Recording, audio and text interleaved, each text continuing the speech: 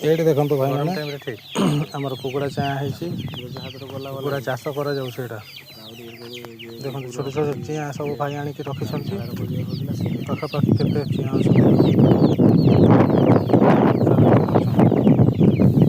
ଏଟାକୁ ଚାରିଆଡ଼େ ନେଟ୍ ଦେଇକି ଭାଇ ଆମର ଗାଁରେ ଆଉ କିଛି ବ୍ୟବସାୟ ମିଳିଲାନି ତ ଲାଷ୍ଟକୁ କୁକୁଡ଼ା ଚାଷ କରିବା ପାଇଁ ସେ ଆଗେଇଲେ। ଚାରିଆଡ଼େ ନେଟ୍ ଦେଇଛନ୍ତି। କୁକୁଡ଼ା ଦିନକୁ ଦାନା ଦେଉଛନ୍ତି। ଛୋଟ ଛୋଟ ଚିଆଁ ସବୁ କିଣା ହେଇଥିଲା। ଏଇଟା ମାସେ ହେଇଛି କିଣିକି। ଦେଖନ୍ତୁ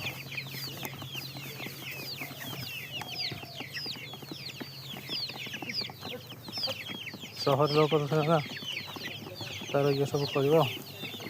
ଗାଁରେ ଆଉ କ'ଣ ବ୍ୟବସାୟ କରିବ। ଲାଷ୍ଟକୁ କୁକୁଡ଼ା ଚାଷ କରୁଛି।